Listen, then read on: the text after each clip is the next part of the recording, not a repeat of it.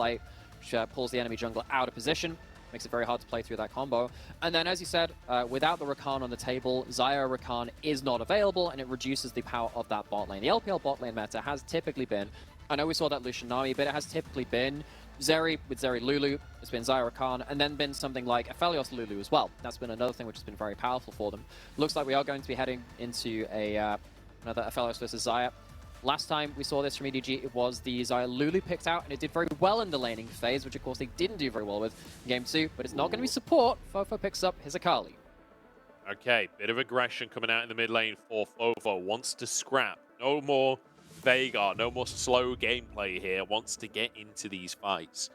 Potentially a jungler could be locked in here for JDG. I want to just quickly mention, it might get banned in this next phase. It might not come out, but the Fiora was banned both previous games by JDG. They swapped that for the Kennen ban. It does make it a bit more difficult to pick the Sion if that Fiora makes it through this next round of bans. Yeah. And there is the Fiora ban. When you see the Malphite, as much as you think, so Fiora is an anti-tank champion, still doesn't really like playing into Malphite because of all of the armor stacking, and his ability is just going to wail on you in return. So that was banned in the first round. JDG not content to let Ale have that Fiora again. Wonder if they're going to put another ban towards that top side. The thing is, for me, when you are first picking for a player like Ale, you're not using his champion pool to its full extent. I prefer the fact that even though he's eating up a load of bans now, Ale has one of the largest champion pools within the LPL. He's had a lot of different counter picks. You know, he even played like a Vladimir top game, which is a very rare appearance from that champion in modern League of Legends. I'm glad that EDG are giving a bit more burden to Ale to just say, look, pick something later into the draft. We trust you have the champion pool for it. So the Lulu being banned away is an interesting one. JDG could have took this for themselves, but perhaps going to be looking towards something like a Nautilus maybe in the bottom side, something where they can have hard engage themselves. Not wanting to play against that Lulu. We'll have to wait and see what they do end up going for. And what EDG decides to ban with a Tahm Kench ban? Could you ban the Thresh potentially? Yeah. There you go. Deciding that they want to get rid of the supports that will be able to defend an Aphelios. I mean, the Renata certainly ticks that box. And it does. Aphelios Renata ruled last spring. This time last year, Aphelios Renata was incredibly powerful because you have strong laning phase. Renata is kind of halfway between something that's a little bit tankier, very strong at early levels with the shield from the loyalty program, the little missile with the shield attached to it, and then something like a Guardian as well. So she becomes very tanky, does a lot of damage, and then later into the game provides a lot of disengage from diving champions, like a Vi, like an Akali. And even if you're the Xayah stood in the backline, you need to trade ult for ult against a Renata. You can't allow that hostile takeover to let you start throwing those feathers into your own team as well. EDG now, they've gone through the whole draft, and they're hovering that Gragas. We'll talk about that a little bit later. It's the Bltzcrank coming through, because despite Renata being a strong and fairly tanky early game champion, you are still very pickable. You're still very easy to get picked off by something like that Bltzcrank hook. You certainly are. I feel like Bltzcrank has been like the pocket pick of a few supports across the course of this year in the LPL. Can really change a bottom lane, and Meiko stepping forward with that classic pick. Now EDG, they want to take the Sion away in the top side. So 369, you've been cruising in the top lane. You've had the Sion. You've been able to answer the Jax. What do you have up your sleeve to answer the Sion instead? I was wondering if it was going to be the Gragas. The Ksante would also be fairly important in some ways, because what the Ksante does, it can allow you to remove the Sion from the front line just by ulting him over a wall or something like that. One of the problems which EDG had with JDG's Sion was the fact that they couldn't get rid of him. They couldn't get past him. Potentially 369 could do that with that champion. So full compositions locked in. Feels like JDG, they've once again have themselves a strong position for Ruler to have people going in ahead of him, healing for him, and to do lots of damage in these team fights. Knight, of course, in game 1, picked up the Magi's on the Ahri, much to my pleasure, and had a really good snowball performance on that too. But it's not like EDG this time. Don't have tools to contest that. They have a front line. They have a lot more engage as well. Maybe that will put them on even keel. The winner of this series goes against the winner of, well, I suppose, BLG and the other team who won't be making it directly to the finals in our finals. Our very last match of LPL Spring just around the corner. Looking at that in the future, of course, anyone who gets to those finals will go to MSI. Either way, we're going to have a new team from the LPL at MSI because there are 2 representatives from this region this time around. Wouldn't be new if EDG were there, but if they are going to qualify from this series, it will have to be a reverse sweep. Yeah, that would be tough. And Meiko, like we said before, winning the first ever MSI. First international tournament for the LPL as well. But can he make it back again? Because he's one game away from being knocked into the lower bracket by JDG here. He'd have to fight his way through BLG, which has to be said, BLG giving a much more convincing series to JDG in our quarterfinals than what we're seeing from EDG so far today. But there's still time. This is why we have best of fives, right? So you have your opportunity to prove yourself. Now is the moment for EDG. Let's look at our junglers, though. Jiejie and Kanavi both starting on the top side, pathing towards that bottom lane, which feels like a theme today. It has been, because it feels like, so against OMG for EDG as well, when they beat down that team in the series just before that, a lot of how Jiejie and crew found their advantages was by getting into OMG's bot lane early. That's been the case for JDG, actually, in Game 2. Game 1, it was, of course, a little bit more back and forth. Felt like EDG had themselves more success there. Early trading in this top side. I want to quickly hover over what's going to happen with this mid lane as well. You can see Hook missing in that bot lane, giving me enough time to finish this point, which is very kind of these teams. Knights picked up the first strike. What we see with first strike is very important if you are killing the front line. If you go for something like Liandry's, it increases your first strike burn damage as well from that Liandry's. So if JDG play around Renata ult, play around peeling back away from the Sion in a way that EDG couldn't do in that last game, there's a chance that Knight could be adding a bit more damage to that champion as well. This is his first, Meiko's first game of Bltzcrank for the split of the year, because they are inherently the same thing. We'll see how he's going to do on it. Look at that, though.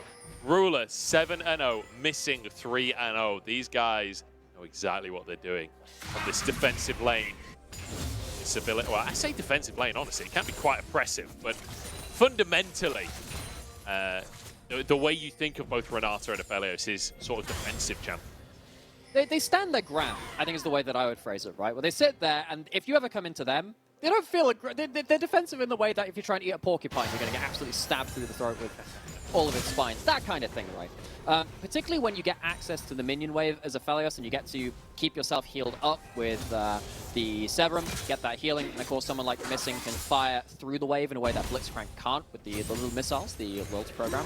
That's where things get a little bit dangerous for that. You need to be very careful when you're not on that minion wave, of course, when Meiko on that Bltzcrank showing us to the class what you can do with that champion, threatening that, but a couple of hooks missing means that Ruler and Missing get themselves control of the lane. And it's the kind of dichotomy of Bltzcrank, right, where when you've got Hook available, you offer threat. You are scary to deal with, and the enemy has to respect you. The second that Hook is on cooldown, you don't exist anymore. You are basically non-existent in the lane. So if you miss the Hook, all of your threat vanishes. You lose control. Jiejie, though, wants to find control up in this top side. 369 using the Ghost. And once again, we see this top lane island being played around. Just ring around the roses. We see like one gank into top lane every game. It's kind of been the top lane thing when you've got the Sion up there. It feels like a side quest where you're sat there going, oh, maybe we can progress the main story of the bot lane AD carries just a little bit later. See if you can get yourself a bit more loot from that top side. But in this game, not going to be available. Hook finally lands in bot lane. Oh, it's a route. No, flash out from Missing to keep himself alive. Leave taking a heavy trade in return. I feel like it's fairly even overall. So one of the reasons for that, when you have Conqueror on Aphelios and you have Severum, your Spark starts spinning around with that active. It stacks up Severum and Conqueror really, really quickly. So Leave gets a whole load of damage coming in from the Aphelios through that. Now he doesn't have that weapon. HP bar's a little lower. Maybe the next hook will determine things. Kanavi coming back for a try onto Alan. Yeah, this is a big minion wave that 369 will lose. No. He's going to force the flash, return to that wave. I was going to say, they need that kill if he's going to lose all those minions. Yeah. We'll be able to get him in the end. FoFo just cleaning the wave up. Knight, I nearly called him Ahri, is nearly level 6 at this point. You'd expect FoFo to get it off of this wave as well. That's going to be a huge moment now where both mid laners can start to have a much bigger impact on the rest of the map. Yeah, and we're getting into the point where first ultimates of the game start to come into fruition as well. We've seen, of course, top laners lose both a summoner apiece now, as both junglers made a trip up there.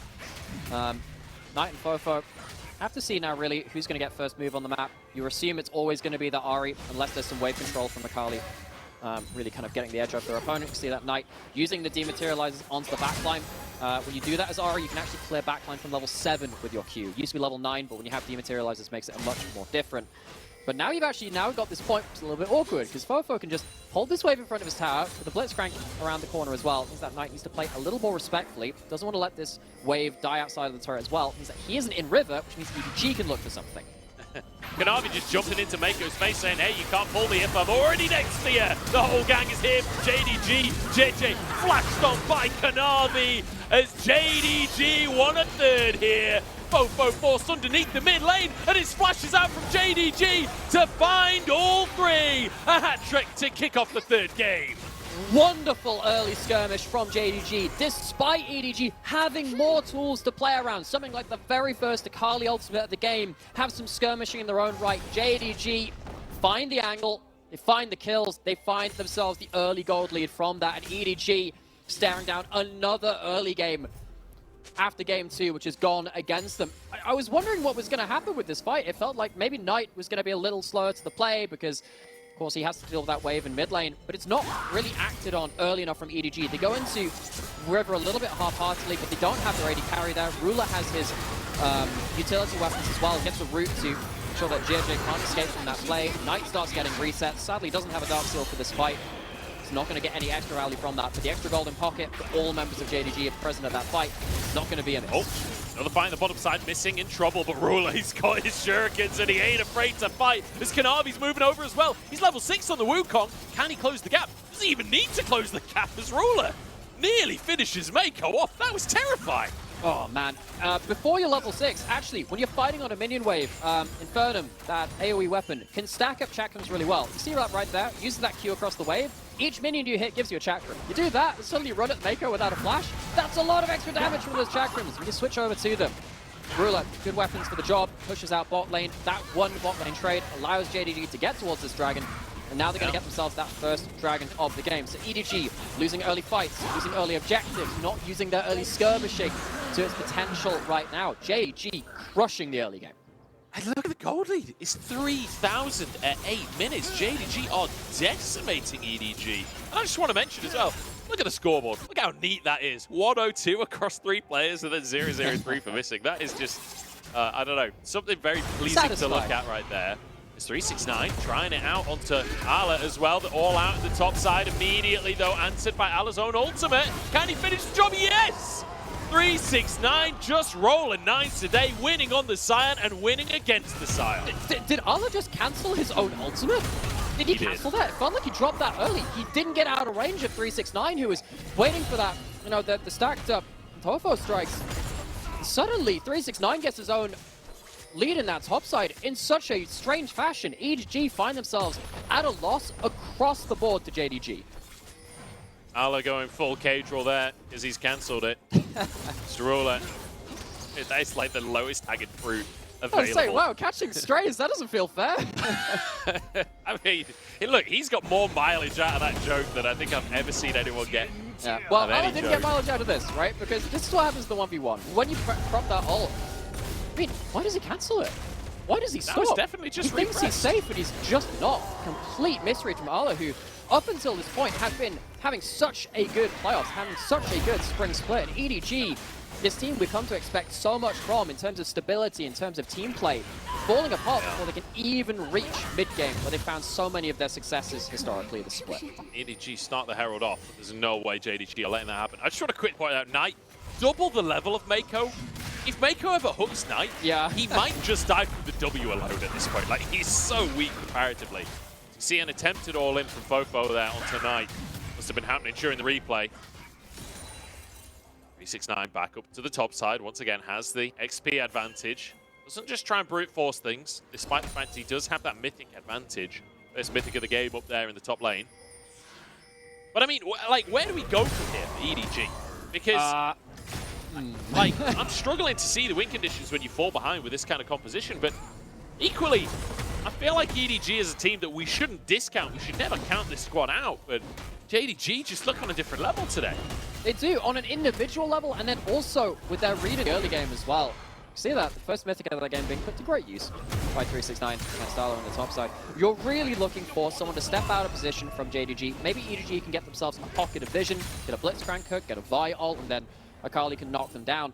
The problem I've got with that is that because you are now losing so many lanes, because you're losing in this top side as well, getting that vision in the first place to get those picks is really hard, because you're not winning side lanes. You're not getting entrance into the enemy jungle. As you can see, got this big join up in this mid lane. And as it stands, again, Knight getting great damage. Salt boots early as well. More damage from the Ahri rather than something like cooldown reduction. Means those odd charms, those odd Qs that connect, going to chunk people out. So EDG, as much as they're looking for picks, how do they even make that happen though?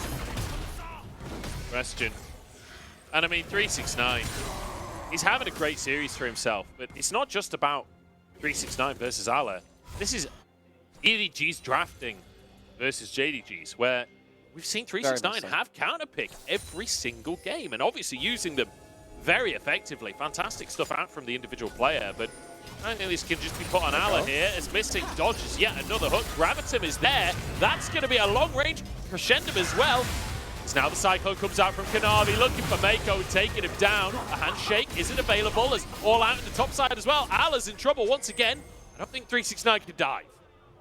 Can't dive, but he just chunks him out so much that Ala just has to sit away from the wave yet again. Can't do anything in this individual matchup, and nor can EDG, it seems, in the series, do anything about the 3v3 bot side. Kanavi has absolutely brutalized Leave and Meiko at every opportunity. Sometimes it's starting in the 2v2, sometimes it's starting from Kanavi getting his own look into things as well. But JDG seriously getting the read in the early game. See what happened in the picture-in-picture in terms of 1v1 there. But FoFo using the ult to try and push Knight back, not getting enough damage from it, not able to stop him from getting himself wave push as well. He's completed his mythic, has gone for the Everfrost, which is fairly nice against the Akali, who's hyper-mobile and can hide out in that shroud. But FoFo really struggling to control this lane. Certainly is a hard time of it. Surprising against Knight's Ahri, especially with how Knight has been playing today. That Herald, though, a third of its duration remaining. I'm curious where Kanavi's going to go. Looks like it might be mid lane, as he's already there. Not sure if he's actually placed the Herald there. Yeah, he has, in fact, off screen. It's 369 duking it out with Ala.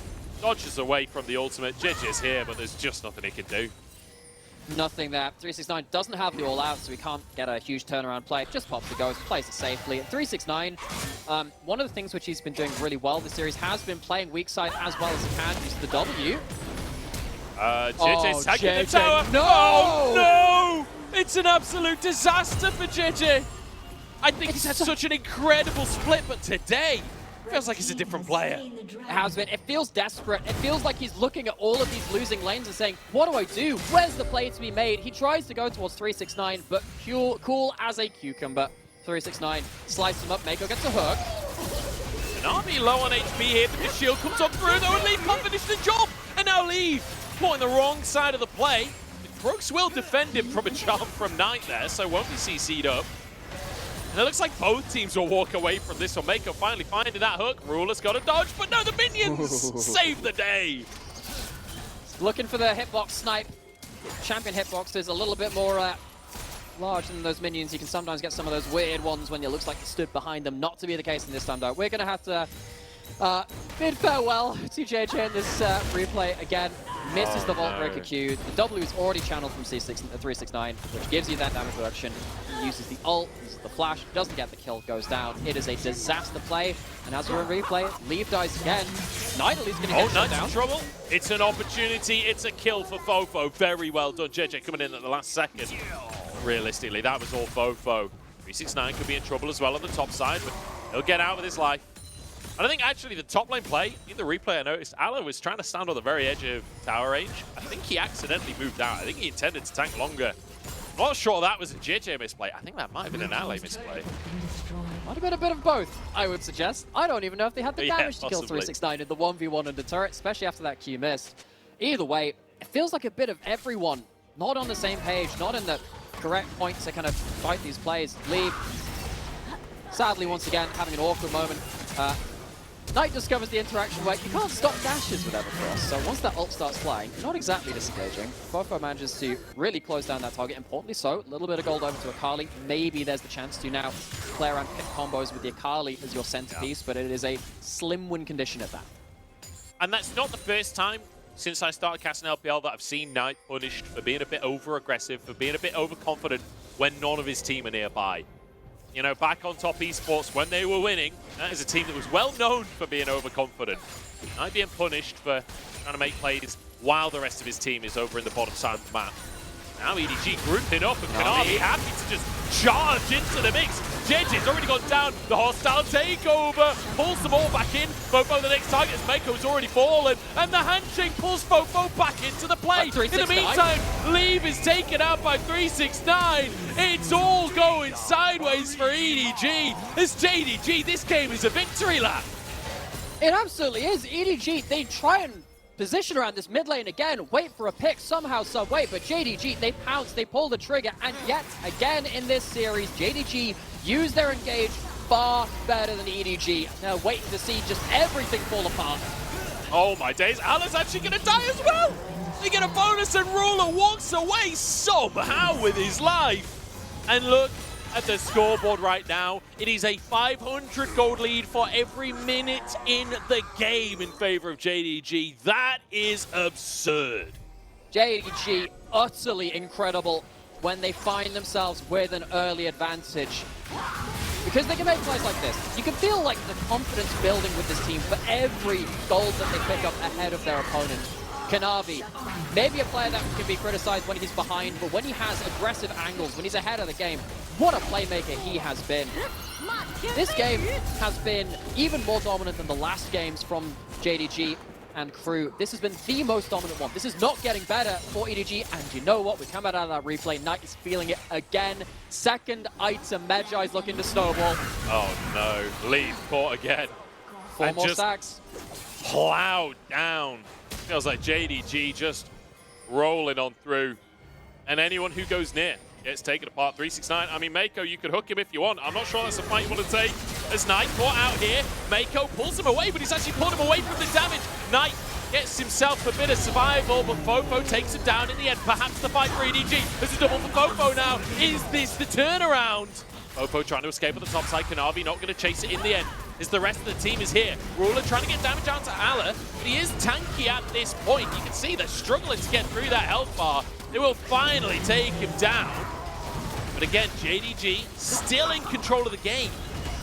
Still in control of the game, but they play into EDG's win condition, which is being off of vision and being able to find these skirmishes. Which means that Knight picks up the book, immediately dies, loses all of his stacks. We'll hope that another fight goes his way soon after this point to spare those blushes. But JDG, maybe playing into EDG's composition a little more than they wanted to for one of the first times this series.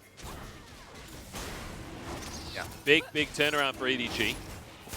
Might just lead to a Drake.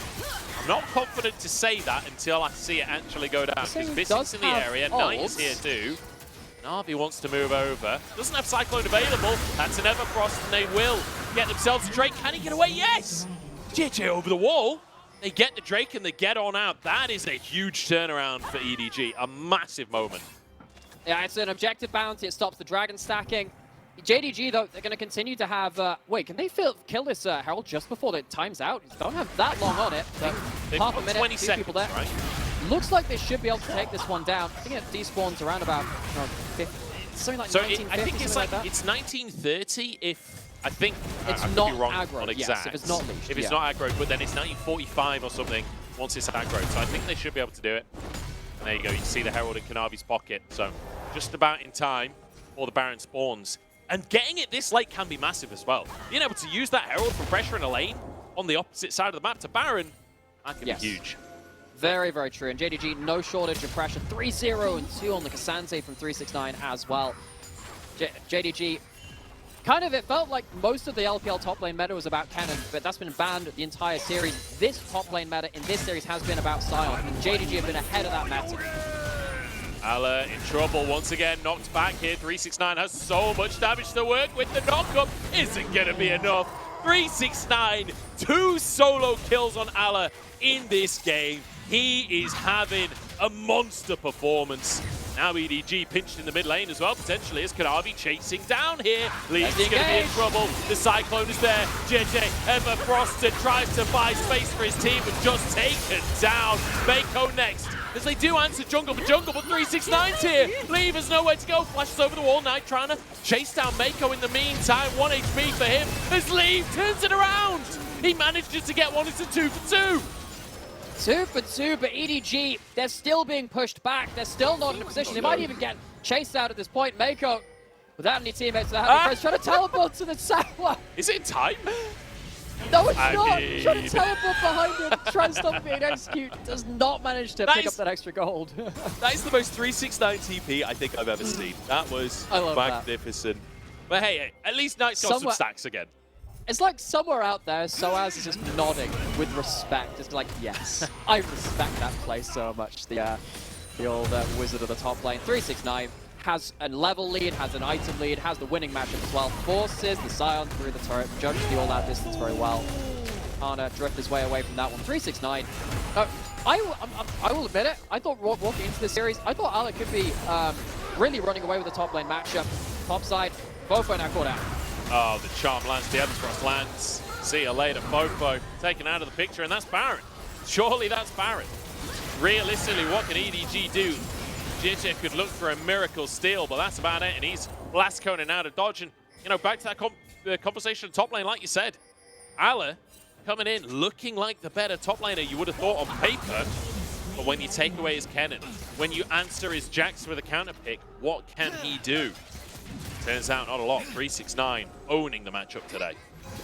As JDG now really on the brink, more so than ever, reaching their first MSI ever. A new representative from the LPL towards that international tournament. JDG hungry for that international tournament. Yeah, hard to make it to MSI when you've got Xiaohu on RNG, the Kings of Spring. But this time, Xiaohu left RNG. This time it's wide open. And JDG want to make it on over to London. Herald denied as now the engage comes out from EDG. The hostile takeover across the team. It's absolute carnage, but it's just a stat stick for JDG right now. Is Knight still surviving? But with Ruler down, maybe this is a winnable fight. A great charm comes on through off the back of the all-out from 369. Another charm is there. And even if you take down the AD carry, it's just not enough to win these fights. Not somehow, some way, EDG find themselves in engage, which has been a rare phenomenon in this series. But is it enough for them? They have Leave, but what else is left? Leave, the young prodigy, has had a hard series. Needs to be the difference maker. Won't be able to clear enough for the waves. For EDG to hold on once more. They are still in this series. Yeah, really good multi-person engage from both the Sion and the Vi. Leave gets a load of feathers across as well. This is as best case scenario as it gets, and still, it is scarily close. Even after the AD carry is down. 369, so much damage. Knight walks away with, I believe, 16 stacks out of this fight as well, despite getting shut down earlier. Power of a high kill participation. That's insane. Low, kind of like high safety, high kill participation champion means that this item gets so much value. Now, Knight very much ahead of the game yet again, picks up a sorcery elixir, ready to fight this dragon, ready to end this series. I mean, 369 is already fighting as Kanavi finally arrives, but 369 might have gone too deep. He gets out, he survives, and now the Cyclone across the whole squad. The damage dealers are arriving. And this might be everything now as Kanavi keeps on pushing forwards with the rest of the team, not even with him. He doesn't need them. Knight finds a max range charm on FoFo. And JDG just decimating EDG here. Ruler finds a bonus kill. He's blast coding towards the Akali. That's not how that works. It's not how it works, but who cares at this point? Ruler, ready to take a new step towards another podium, another first place finish in another region. For the first time ever, Jin Dong Gaming will make it to MSI, and they make it to the LPL finals once again, decimating EDG 3-0. What a level of individual performance and team play from JDG. We phrase this as brain versus brawn, but it's a pretty high IQ over on their side as well. EDG left absolutely blown open, thrown to the winds, scattered about, and it looked like child's play for JDG. There was some early game worries in game one, but very quickly turned around after some skirmishes and some map play brought JDG into the thick of things. This is the team that has evolved past individual play. They have evolved past the point where they need to just win lanes. So if they do that, pretty damn strong as well. JDG feel like you can walk away